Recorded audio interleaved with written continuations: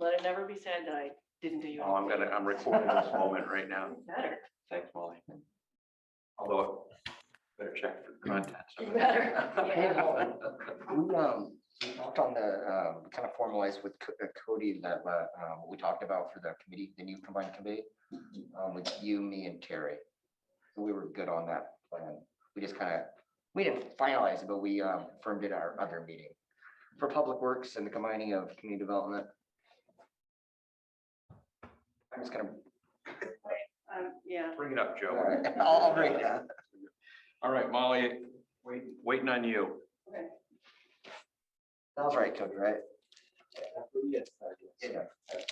Okay, it being straight up 6:01, we will welcome everybody to this meeting of the Yelm City Council of June 22nd, 2021.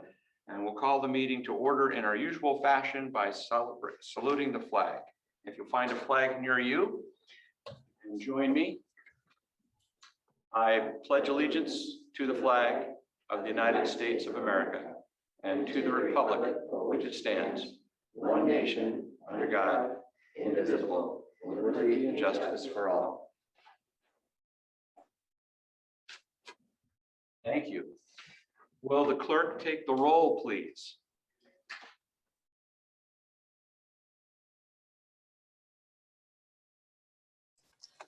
Councilmember James Blair, Here. Councilmember Molly Carmody, Here. Councilmember EJ Curry, Here. Councilmember Holly Smith, Here. Councilmember Tracy Wood, Here.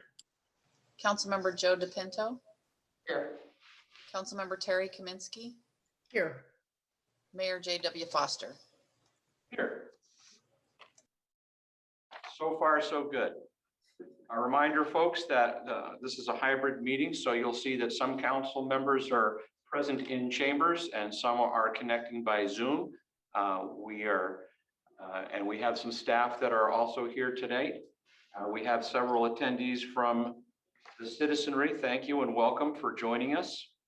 Our first bit of business would be to approve the agenda for tonight. I move to approve tonight's agenda. Second. Motion by Councilmember Carmody to approve, seconded by Curry. All in favor? Aye. Aye.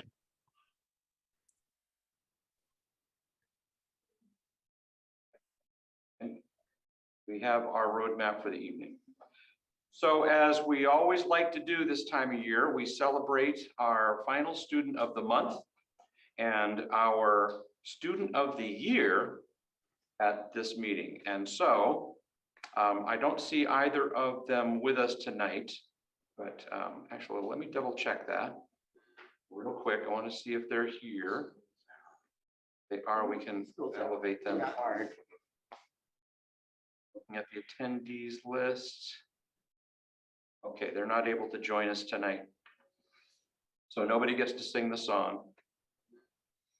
But as for people who are unaware of this program, I'll reiterate that the Student of the Month program is a cooperative effort between the Yelm Community Schools, the Rotary Club of Yelm and the city, and a bunch of community business partners. And so teachers will nominate one of their students who do so much in their school and in the community for this recognition. And then selection committee comes up with one per month. And then of those 10 in the school year, one is selected as the student of the year. Very difficult choice because these students are all amazing. So the student of the month for June is Isabella Gutierrez. Isabella is currently a junior at YHS. She's participated in Washington Student Leaders, working alongside students from various schools to represent student voices. Isabella has served on the MTSSB team for 2 years, which is something new, multi-tiered systems of support for behavior, working on 2 committees providing student feedback. She has worked as junior class historian this year and will serve next year as the all-student body public relations officer. She's also just finished a year-long class called Careers in Education, where she completed her practicum at Yelm Middle School. And after graduation, she hopes to work as a paraeducator while pursuing her degree in education. So congratulations to Isabella, and thank you for all the work that you do. She gets the recognition here, and she'll also get, oh, would I have a virtual background? Here you go. I don't know if y'all can see that or not. Really hard to see. Hold it up, no. Anyway, she gets a lovely plaque honoring Isabella for the Student of the Month for May.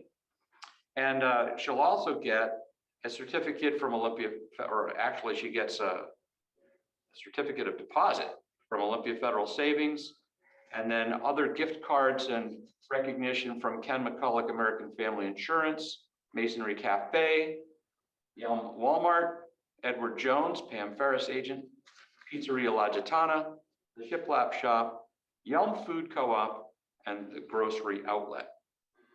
And I've made a note here, since Isabella is a junior, to have her back next year so she can tell us a little bit more about this MTSSB program, which I think is a really great way for students helping students to modify behaviors so that they don't get in trouble and find solutions to their problems. So thank you, Isabella, for that work.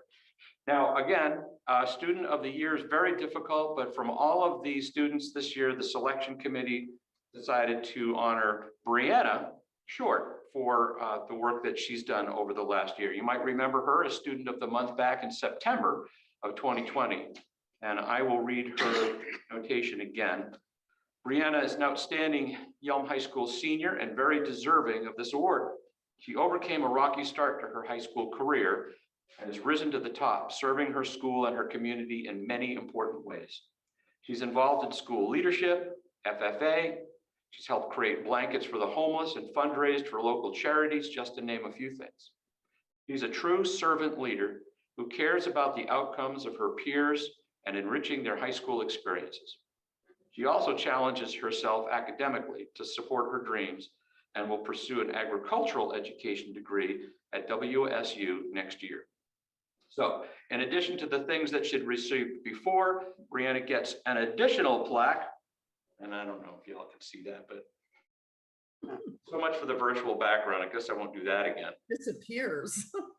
There it is. Can you all see it? Anyway, that says Student of the Year, and she also gets a $500 scholarship from the Rotary Club of Yelm. So congratulations to both the Student of the Month and the Student of the Year.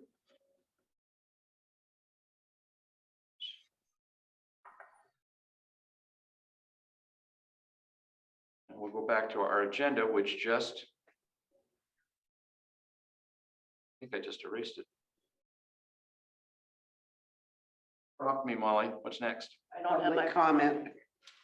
Public comment. So let me just pull this back up again real quick. I clicked on the wrong thing. Get rid of it.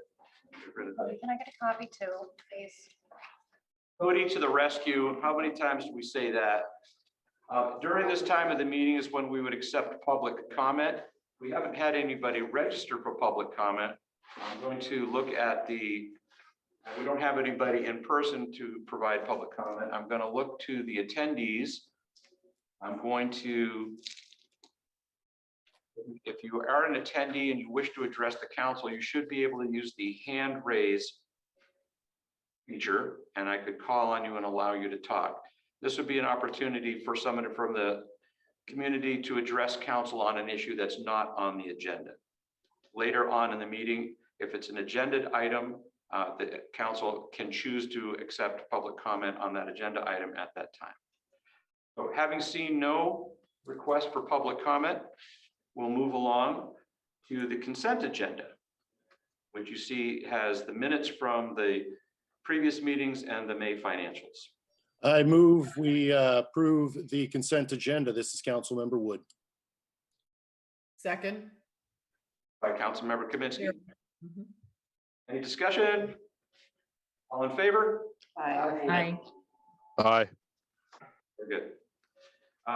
Then we have the consent agenda. So new business, we're going to start right out with Sonia is going to talk to us about the Adult Probation Clerk Services Agreement.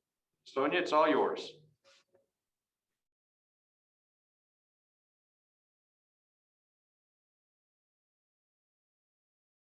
Okay, sorry, I couldn't find the unmute button. You're fine.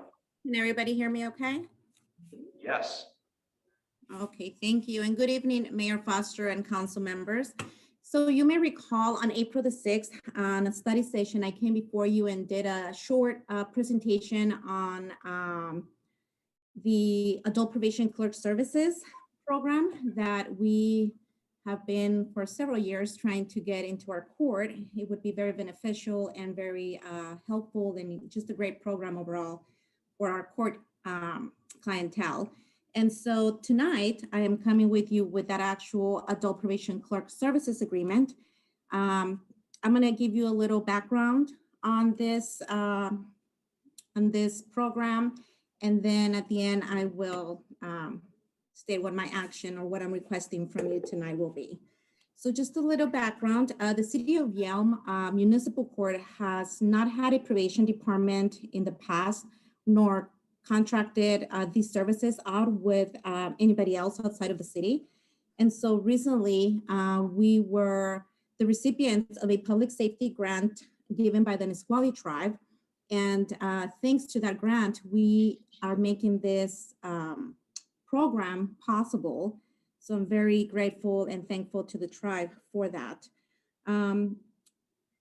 You should have in your packet the Adult Probation Clerk Services Agreement. And this agreement will be for supervised probation, monitor probation, deferred prosecution, and many other probation monitoring that is ordered by our court. We do have a candidate. Her name is Cassandra Bouvia. She is a Tenino resident, and she's very familiar with our city and with our community. And she is also currently a jail alternative coordinator with the City of Olympia Probation Services. So we share a lot of the court defendants. And so she's also very experienced in the alternative jail services, community service, just other alternatives that we can offer our defendants and try to help them and keep them out of jail. And so the said compensation rate in this agreement is based on comparables. You have that in front of you, what the rate would be for this position. There are many benefits really in supporting this type of program. And so tonight I come before you asking that you authorize Mayor Foster to sign the Adult Probation Clerk Services Agreement, which would take effect July 1st of this year through July 22nd of 2022. So I don't know if anybody has any questions that I can answer, concerns. Council, if you're looking for this in your electronic packets starts on page 109 of the packet that was sent out. And I think some council members have a paper packet. There's a question from Council Member Carmody. Yeah, thank you. Sonia, you said that this position was made possible by a grant from the Nisqually tribe. Have you calculated and accounted for this position in years after this, the July 1st, 2022? I mean, do you have enough money in your budget for this position after that? Or are you gonna count on the Nisqually tribe to continue getting us a grant? No, and that's a great question, Councilmember Carmody. So this was a $5,000 grant given to us by the tribe. So this will just help us for now to get that the hiring process going and get the program started. But to fund it in the future, we are now imposing probation costs at the time of a case disposition. So everybody at the time of sentencing or entering some type of stipulated agreement with the court will have a probation cost added to their payment plan. And so 100% of that fee stays in the probation services program. So that's how we will continue to fund this position. Okay, perfect. So the Nisqually grant was just for starting it out, getting it rolling then, Correct. but otherwise it's fully funded. That is correct. Okay, thank you. You're welcome. Sonia, Yes. how do you expect to measure the success of this program? Will you be able to track the recidivism numbers and demonstrate that you have fewer people coming back through your system because of this program? Yes, and together with our new adult probation clerk, we will work together to, after a couple of months, come before you and provide you with an update of how the program's working and if we see any benefit, which we're very, very sure that it will help. And so, but we are hoping to provide that report to you guys in the future. Thank you. Councilmember Wood?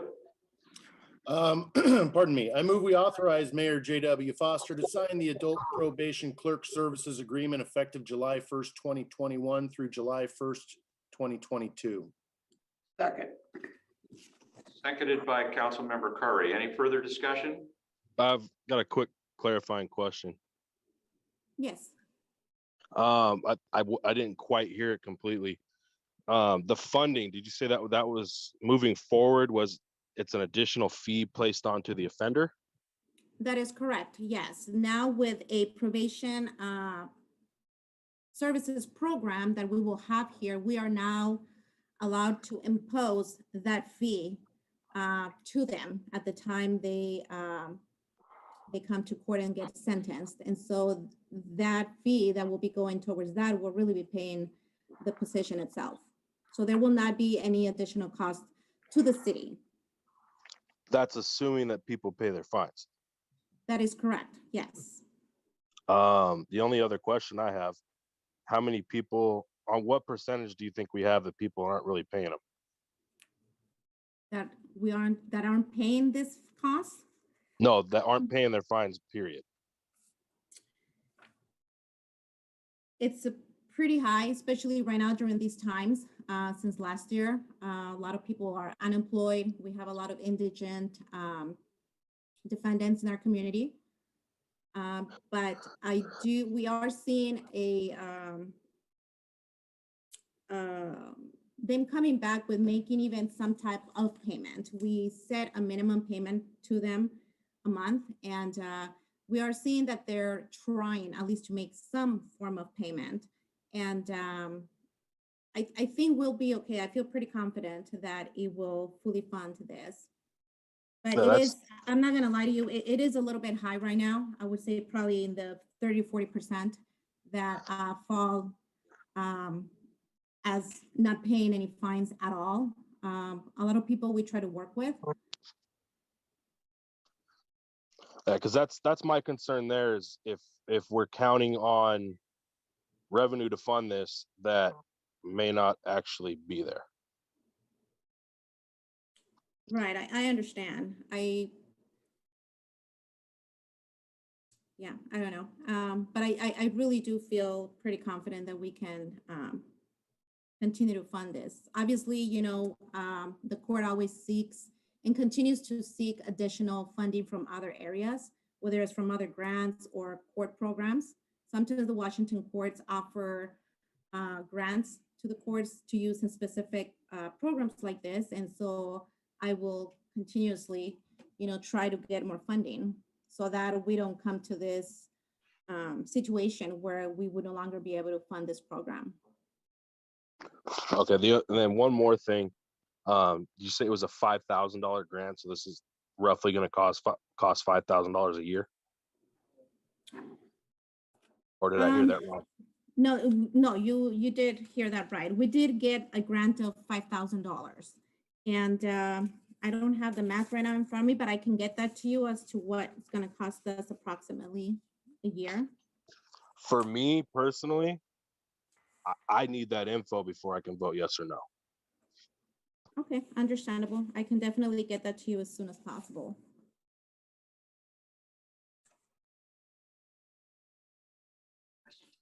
Councilmember Carmody.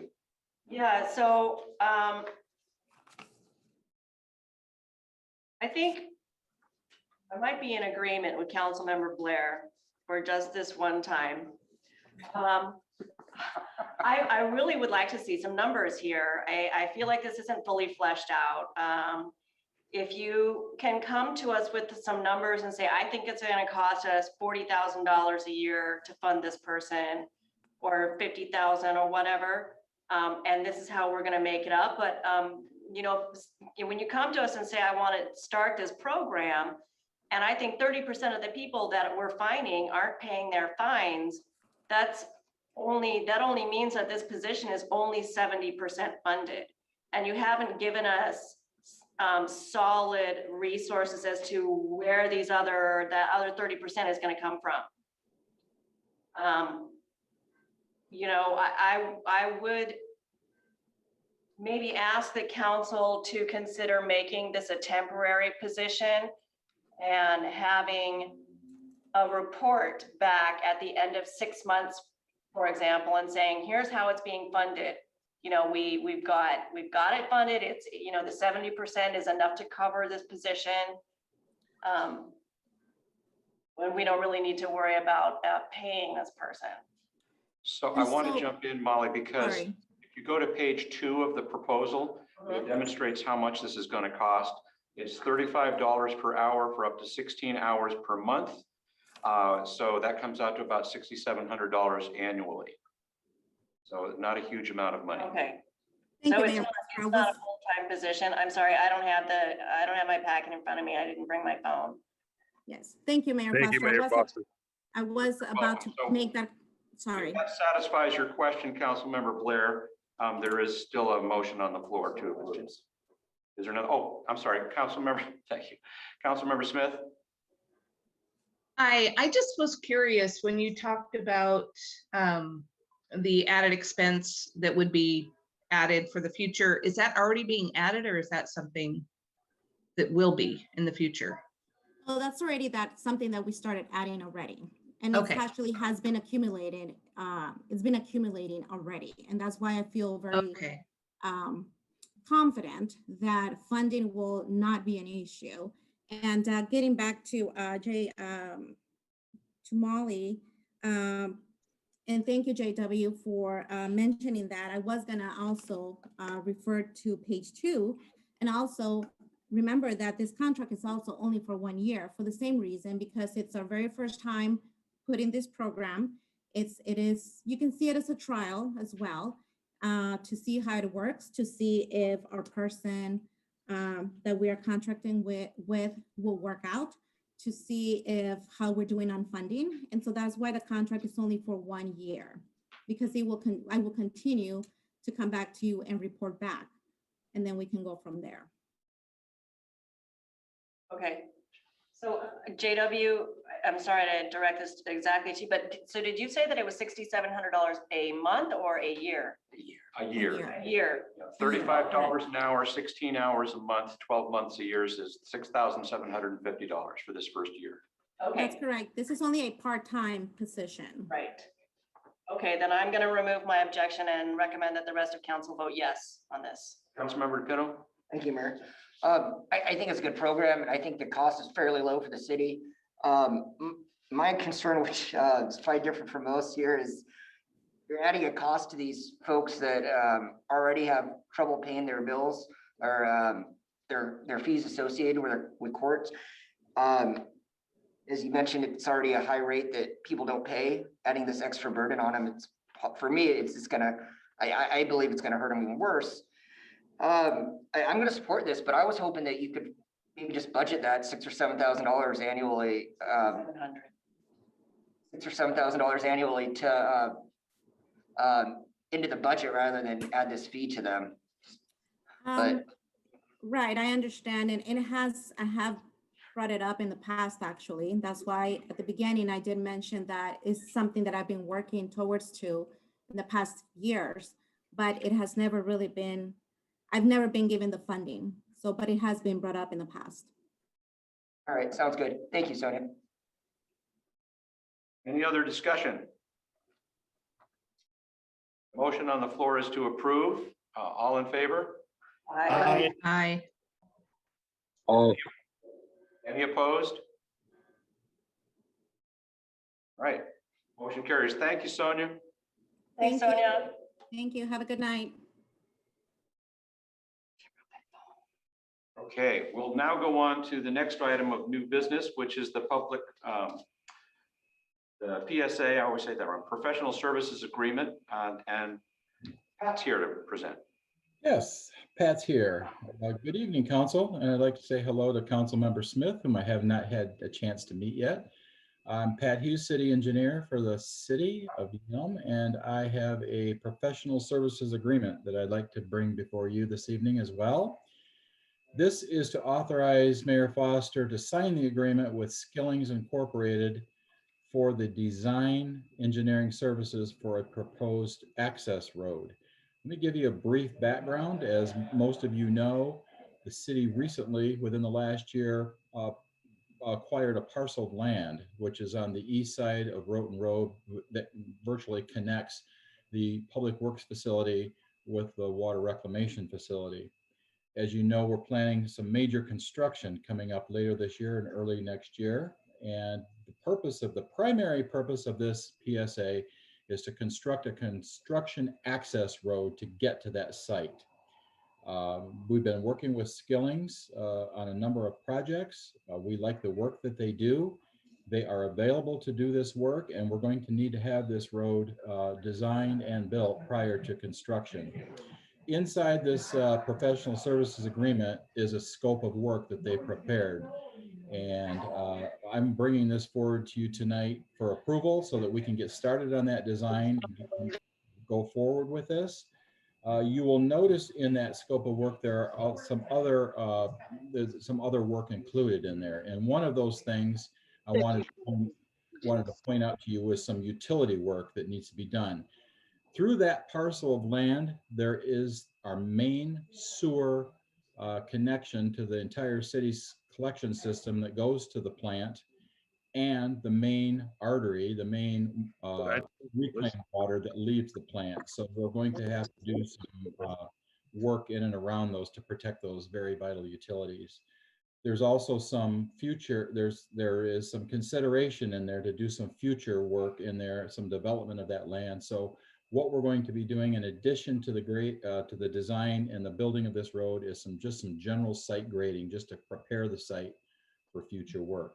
But the primary purpose of this is to construct, to design this access road. So this is in your packet. I should have mentioned it's in your packet starting on page 113. If you wanted to turn there, otherwise I would be happy to answer any questions you may have. I see Councilmember Blair has a question. Yes, sir. Oh, sorry, that was still up from earlier. All right, any other questions for Pat? Oh, Tracy, Councilmember Wood, go ahead. I move we authorize Mayor Foster to sign a professional service agreement with Skillings Incorporated in the not to exceed amount of $139,984 for design engineering services for a proposed WRF access road and site grading. Second. Seconded by Curry. Any other questions or discussion? All in favor? Aye. Aye. That was all of you, so none opposed. Very good. Thank you, Pat, for your usual excellent work in making these presentations. Make it easy for us. Great, appreciate it. Thank you. And thank you for turning on your camera.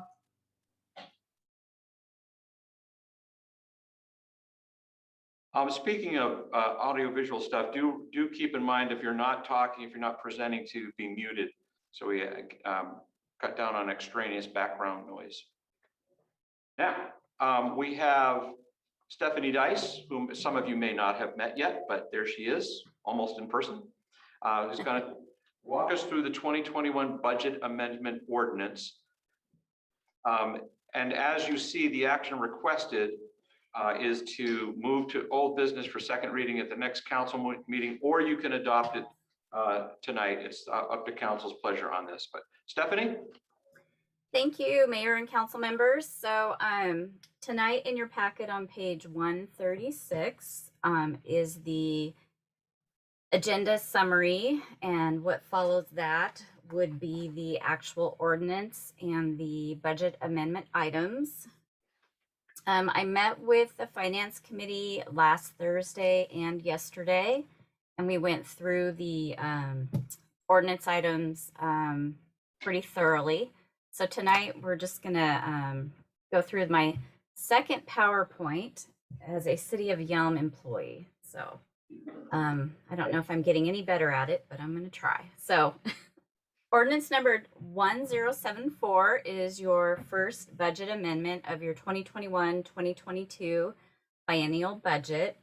So after all of the items in the amendment are incorporated, I wanted to point out that the general fund is still meeting that 15% of operating expenditures ending fund balance, both in 2021 and 2022. It's a little bit over in 2021, and it's slightly under by maybe $150 in 2022. But through the biennium, overall, it's meeting that 15% requirement. I think you've probably all heard discussion about personnel reorg with Grant Beck retiring. So administration went and created 3 departments focused on public services, internal services, and external services. So your internal services are going to be HR and IT. Those are departments that serve everybody in the city. And then your external services are your forward-facing front counter folks who are helping customers they walk in the door or call on the phone or that sort of thing. And then we have some other departments that have remained the same, such as the police department, the finance department, the court department. There's 5 retirements that the city's anticipating over the biennium, including 2 department directors and 3 police officers. So this budget amendment includes front loading the hiring of an additional lateral police officer from August to December of 2021 to maintain levels of service and public safety. This is not an additional position. It's just a position that will come in, get trained, have boots on the ground, ready to go as these retirements start occurring within the city. Key areas to look for, Fund 107 is your lodging tax fund. In 2021, the LTAC committee, the Lodging Tax Advisory Committee, is recommending expenditures of $45,600. $25,600 of that will be made available for the grant process, where applicants will send in a grant application. The committee will review those grants applications and come forward to council with their recommendations.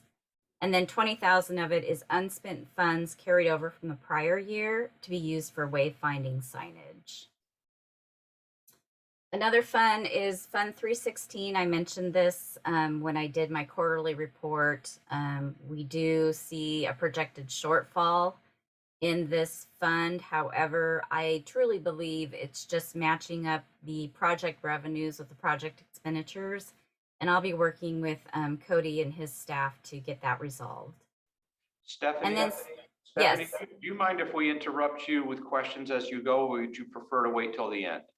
Oh, no, absolutely. Interrupt me. Councilmember Blair has a question. Okay. Regarding the wayfinding, maybe I'm recalling incorrectly, but didn't the chamber get a certain chunk out of that exact fund last year or the year before to do just that? I'll let Michael Graham take that question because I wasn't here. Sure.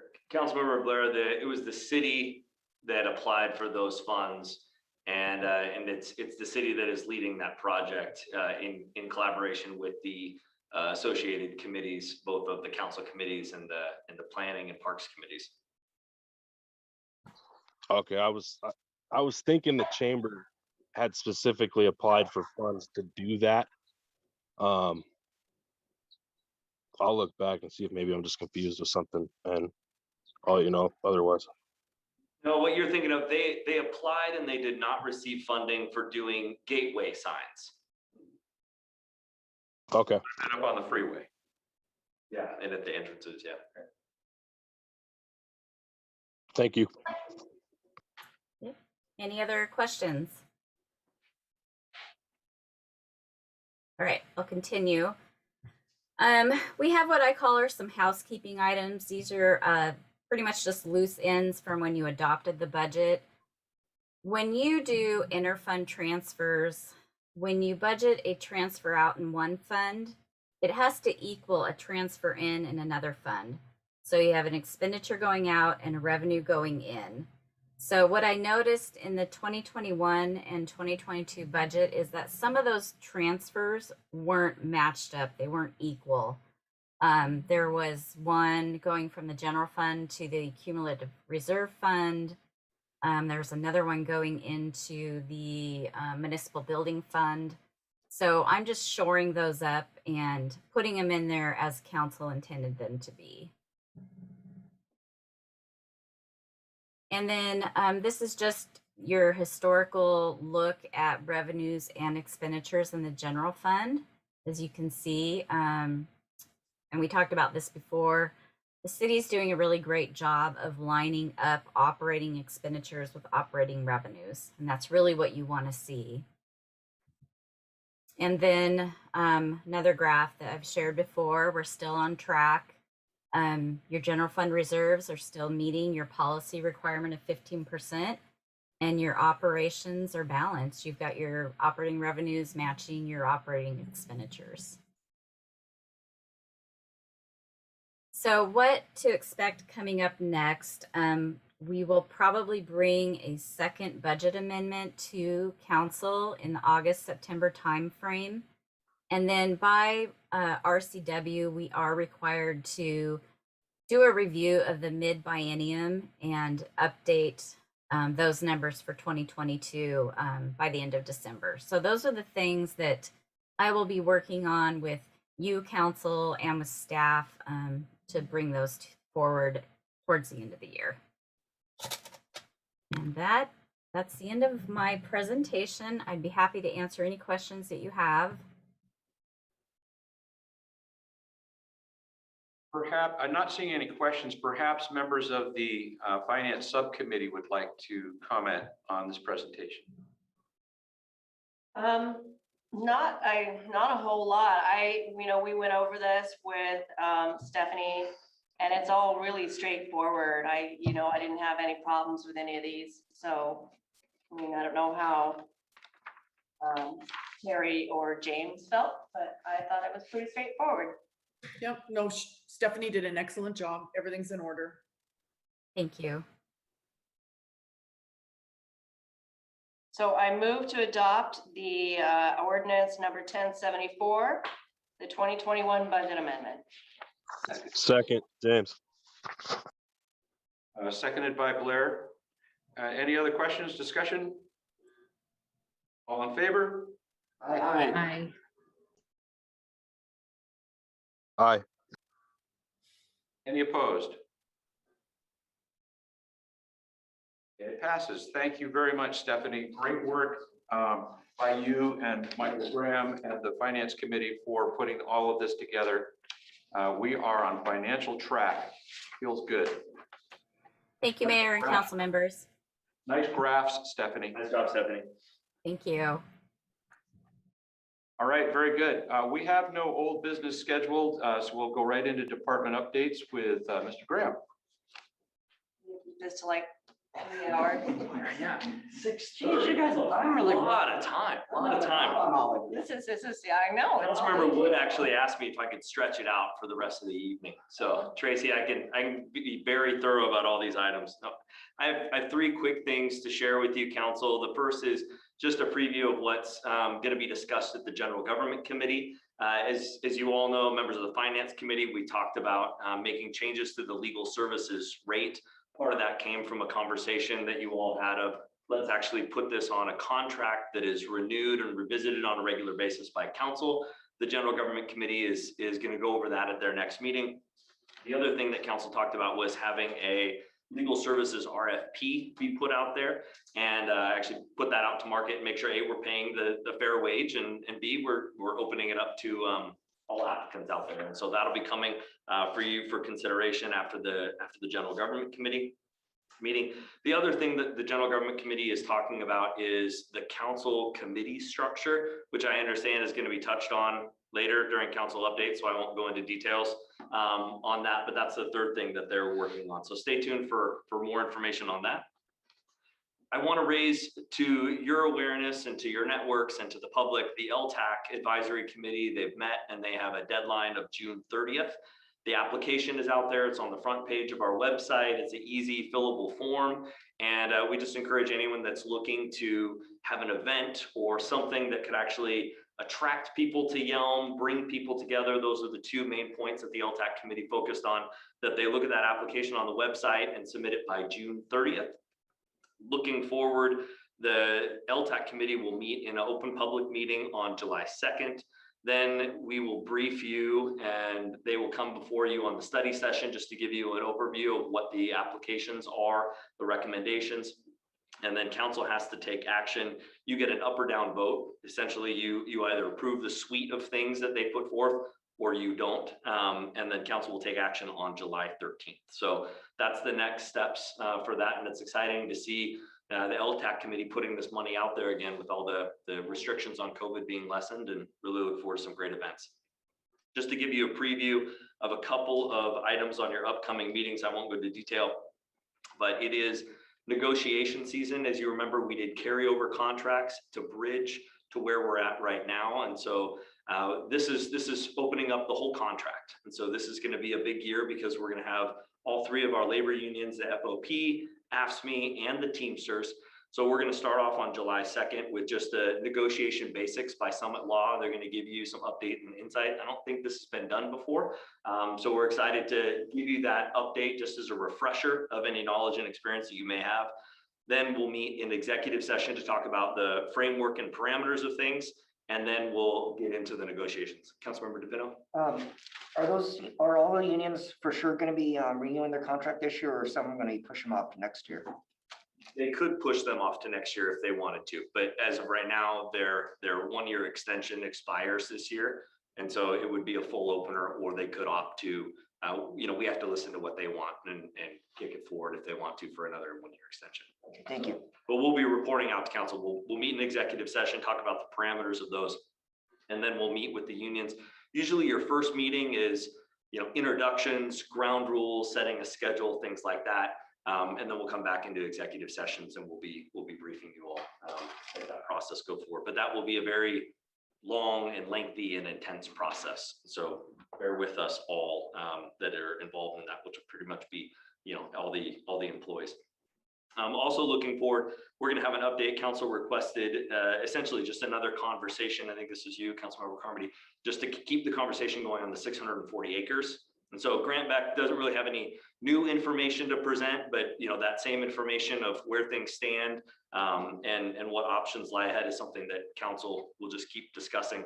And that conversation will continue. There may be further opportunities to get into specific dollars and cents with the American Recovery Act funds, and that'll be coming at a future meeting that we could approach. But right now it's just a placeholder for the 640 acre discussion on July 6th. The other thing that I want to point to is there's been a lot of interest, Councilmember Kaminsky, on the Habitat Conservation Plan. There is a PSA for the HCP that will be before council on July 13th, which kickstarts that process for the city of Yelm to tackle that big rock that we've been focused on, which will help really provide economic relief and consistency for all of our business owners and future business owners that want to come and develop here. And then lastly, on that July 13th meeting, we'll be having an update for you. I know we've gone through and done a major overhaul of all of our boards and commissions. Now we're going to have the people that have applied. There's still tons of vacancies so for those watching at home and in your networks, encourage them to apply. There's lots of vacancies.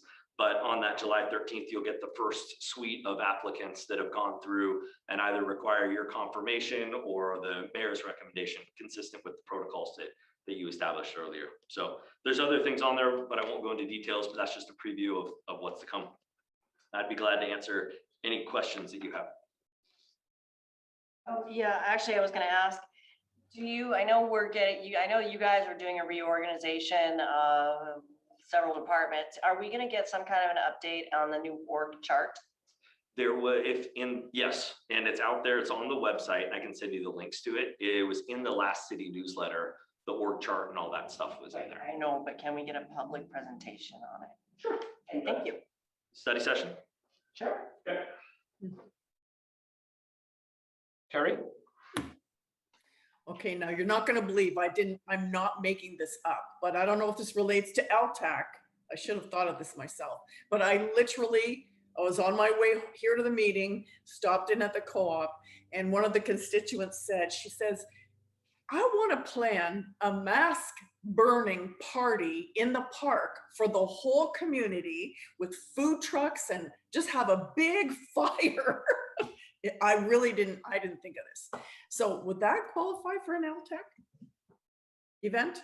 I have a feeling that Orca would have a problem Would with it qualify for what, Terry? Well, he's asking for events. Maybe a tourism activity. They could certainly. We could draw people from everywhere. I would not discourage anyone from applying for LTAC money. Sorry, I just had to add that. I would like to see that application. That would be amusing. Any other questions for Michael? Is that sum total? Okay. Thanks, Council. Thank you very much.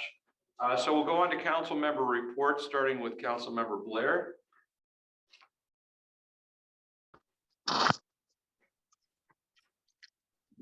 I'm here.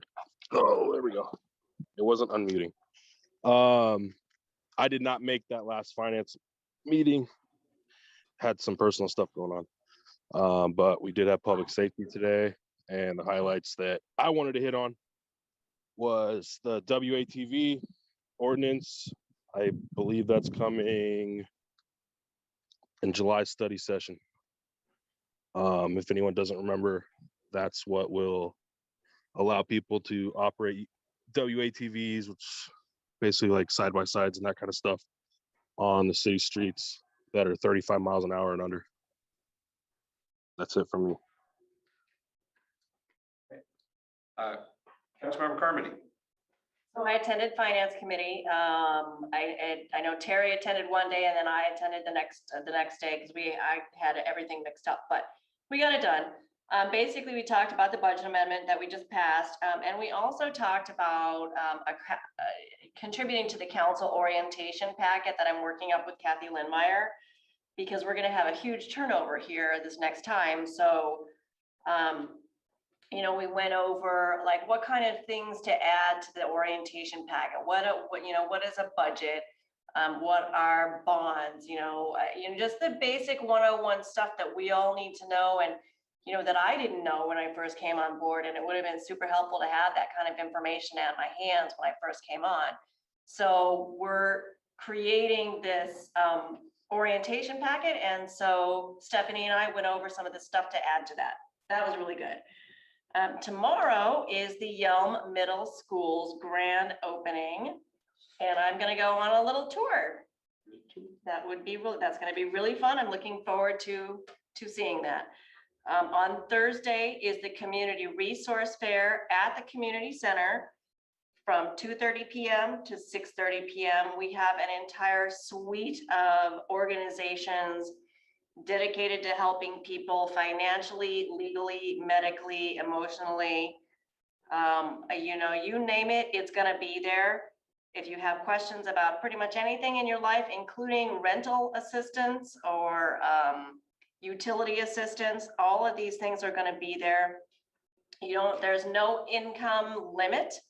There's no upper limit or lower limit. If you have questions, come and help get them answered. And I think there's going to be snacks too. That's all I got. Councilmember Curry. On the 9th, I was at the Fire Commission meeting. They mostly were discussing strategy for their levy lift that's coming up on the primary. And they're working on I want to call it like, not a full merger with East Olympia Fire Department to share duties between the two, that when they get stuck at times with vacations, with illnesses and they're trying not to ruffle either side's feathers. So they're working on that. On the 12th, I was at the farmer's market, my favorite place in Yelm. I missed Public Works due to a personal issue. Lots of graduation parties this time of year. It seems like this is the most, and scholarship things. Senior Center had a swap meet and did fairly well, 18th and the 19th. The government committee meeting today was at 4:30. It was Michael and myself, but we're having another meeting next Tuesday at 4:30 here at City Hall. And we'll go over some meeting protocols. And we might even look at your fireworks issue, Joe. And I'll be at the school tomorrow too, and I'll try and make the fair on Thursday. Cool. That's it. Very good. Thank you. Councilmember Smith. Okay, on Friday, I attended the South Thurston Economic Development Initiative meeting, and it was my first one. It was apparently the first one they've been back to in person. And it was packed. There was a lot of great information, a lot of updates from all the South Thurston communities, Rainier, Tenino. And I think one of the biggest takeaways for me was, and I'm sure you've all heard of it, maybe you haven't, the Thurston Bountiful Byway. So basically the byway that goes through all and right now, Yelm has the Prairie Hotel and the Yelm Farmers Market listed on it. Hopefully someday we can get some other local yokels added to that. And the other thing that really hit me was when all of the cities and towns were giving their updates was pretty much everybody is opening back up. They're putting on their parades and their events, which was really good to hear. Rainier even mentioned when they do their Bluegrass Festival, they're looking at having wine tasting. So that was good. I also attended the Public Safety Committee meeting today. James touched on that already. I'm gonna miss the school opening tomorrow, but I did want to say, Molly, I would love to give some input on the packet since I am new and there were some things that I think could be helpful. Absolutely. Yeah, anything that you think that we need to add, just email me. Okay, and that's all I have. Holly, for the Bluegrass Festival, shouldn't they have a moonshine tasting rather than? But Ching, I don't know. I just heard wine tasting and I was, woke me up in the meeting. A recommendation to them. Very good. Looks like we have a poltergeist and that one screen up there. Oh, I think James trying to activate his video. Thank you. Councilmember Wood. Thank you. Excuse me. I attended the public safety meeting today as well. And I just wanted to add on to what James had to say. The reason we're going through this process is so it right now presently, because we don't have this WATV situation pinned down, we're trying to get in line with the county. So people who live in the county who come into our city we don't run into that conflict of not really sure exactly how to handle it. And secondly, I mean, that's really all I have for a report, but I was wondering if we could add to our study session. I was hoping we could have a discussion about the bypass at earliest isn't going to be done. It doesn't look like till 2025. And we have some Longmire feasibility money.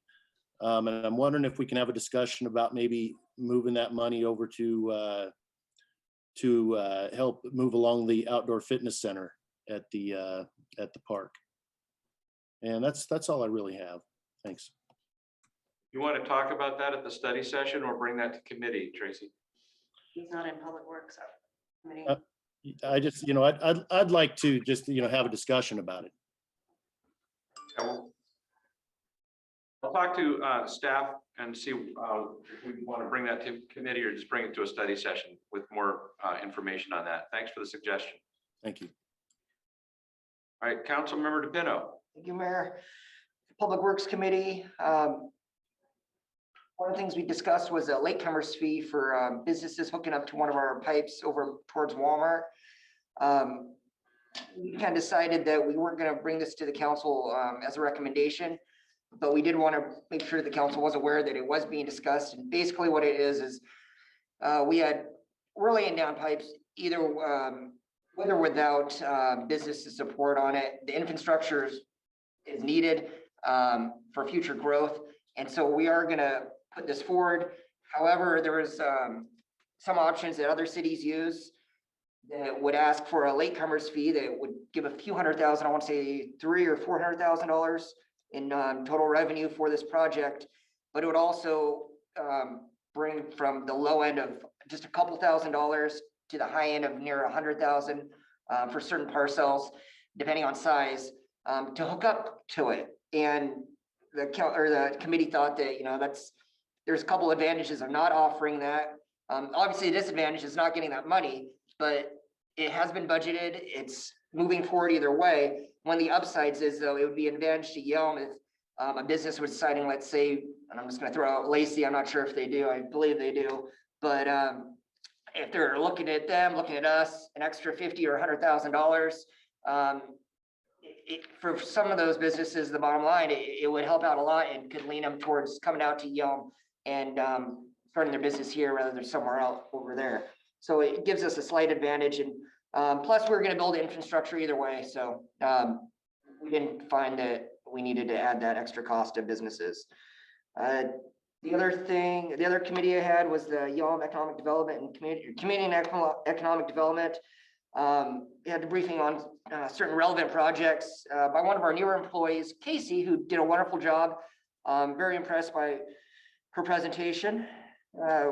Both that committee and the Public Works Committee, we discussed some of the reorganization and more specifically towards the committee for us and how that would impact efficiencies by combining the two. So we are going to be combining the two committees as long as committee and the council and mayor are fine with that. Into one public, not public works, what's the public services committee, and recommend that myself serve on this new committee because I serve on both committees currently. Councilmember Carmody and Kaminsky as well. They both have experience on one or the other, or both of them actually, on both committees. And the other two committee members, which was Councilmember Curry and Councilmember Smith, they have a lot on their plates already with other committees, and we were hoping that this would just make sense. So as long as everyone's good with that, we'll move forward with that. If there's not, someone really wants a position on it, we can talk more, discuss it more. But other than that, and the annual AWC conference, which is virtual this year, and it's all this week, or part of this most of the week, and got a pretty cool lecture today by General Mattis, and on a variety of different topics, but one that really hit me was the servant leadership that you talked about. And it was just a really good experience. You don't normally get a lecture by, the general like that. Anyway, it was just really, really neat and really hitting home for me. And lastly, I'll be attending the school opening tomorrow at the Yelm Middle School. It's gonna be pretty cool because, as a student there, I've attended the school that they're replacing, and who knows, maybe I'll have children that'll attend this new school. So it's coming around full circle, and it's pretty cool. And I'm really excited to do that, tour, to go on it. That's all I've got. Okay. Councilmember Kaminsky.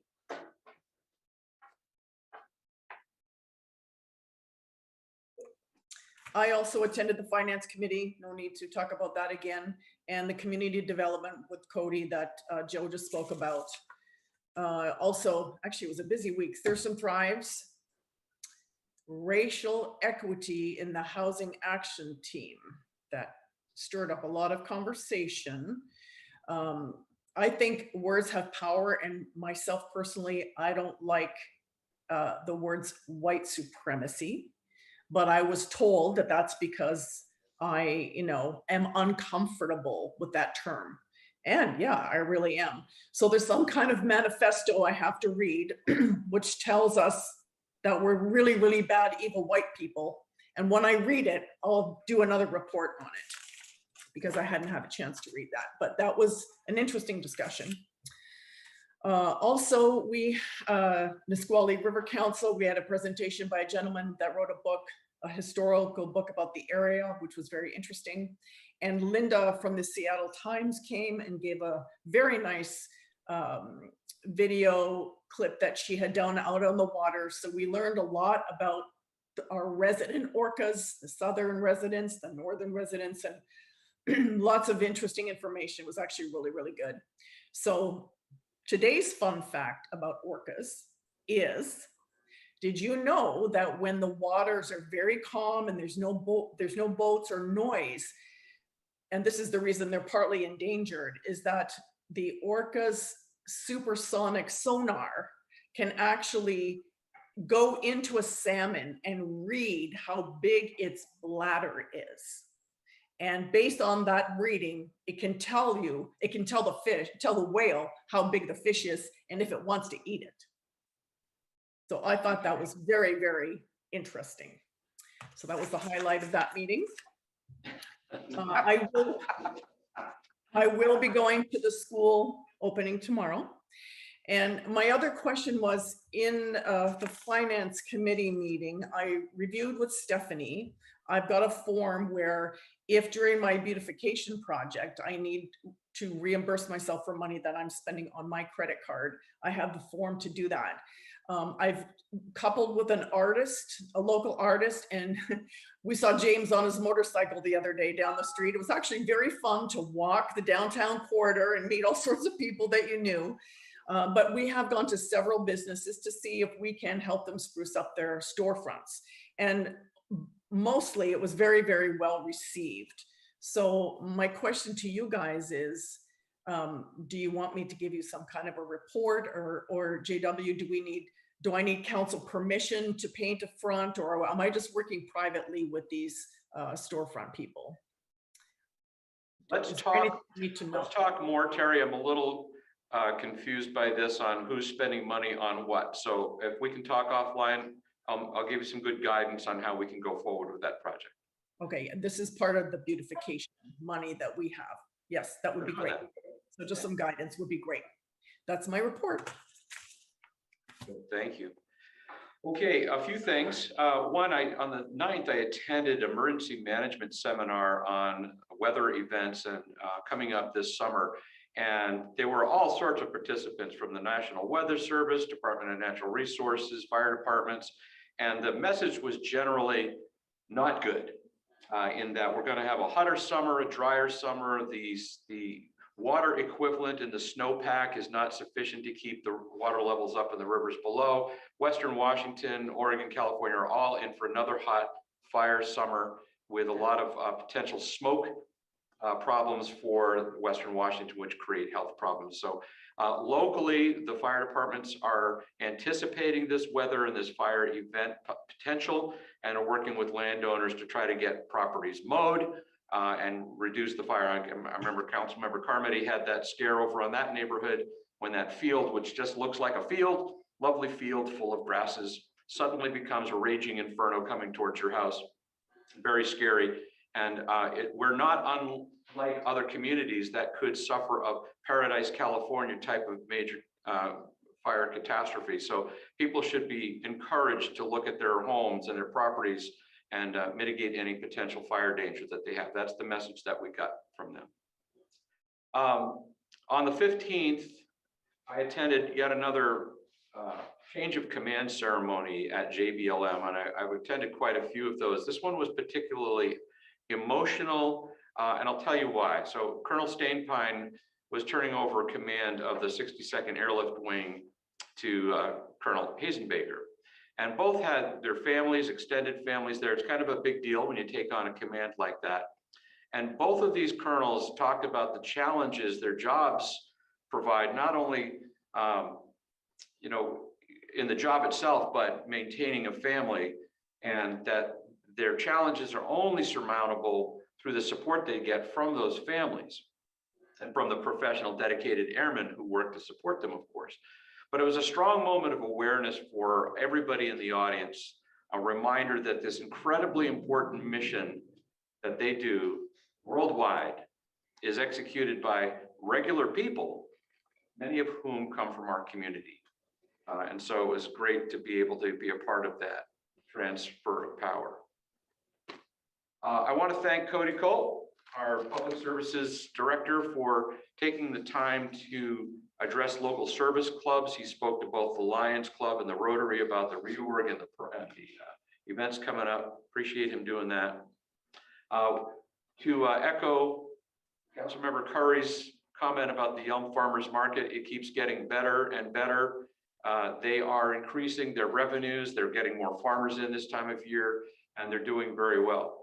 Very nice that the splash pad was going for these hot days. Unfortunately, there was a #2 incident on the splash pad, but our crews were there very quickly, got it cleaned up, got it sanitized, followed the health department's protocol, and were able to reopen it the next day.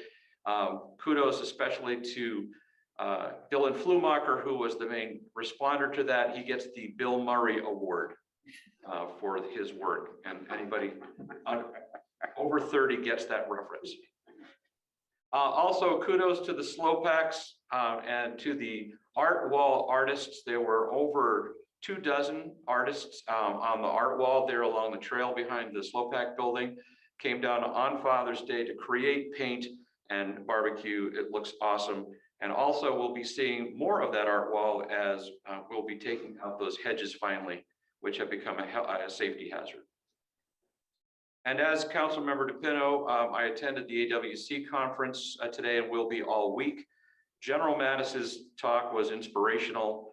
A couple of takeaways that I wanted to share with council from his address. He recommended that small city governments like us be the sentinels for our communities, meaning we should be looking forward to the potential challenges of tomorrow and not waiting for tomorrow to start working on them. We need to start working on them today.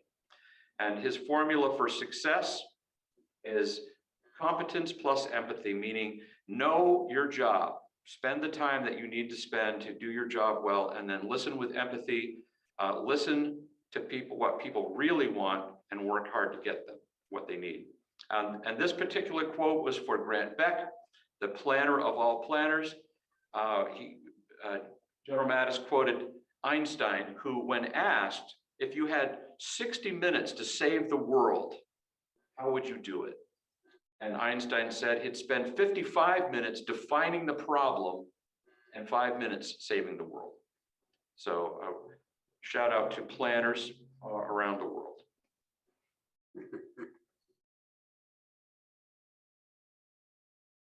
Today, we also had a talk on Open Public Meetings Act as one of the offerings with AWC. It is recorded, and if you're not already registered for the AWC conference, we'll find a way to download this presentation and bring it forward to council.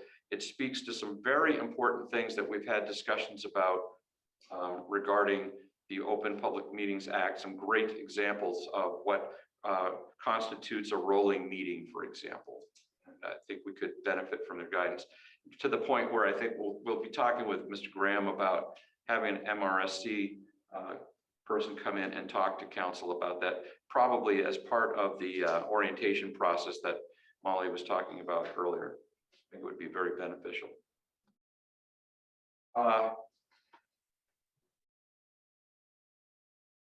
Also attended a class on economic trends and one on climate change planning, which goes right along with what we were talking about earlier with the fire season coming up.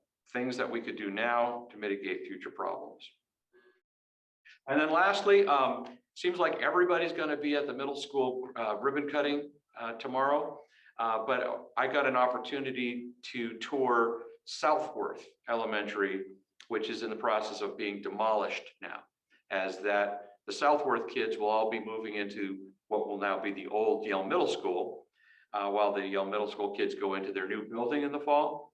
And then over the course of the next year, Southworth will be completely demolished. Some of those buildings were starting to self-demolish, but there was a lot of history in that building. Many people in this community went there, and it was nice to get sort of one last look at it. And That is my report. Move to adjourn. Second. All in favor? Aye. Aye. See you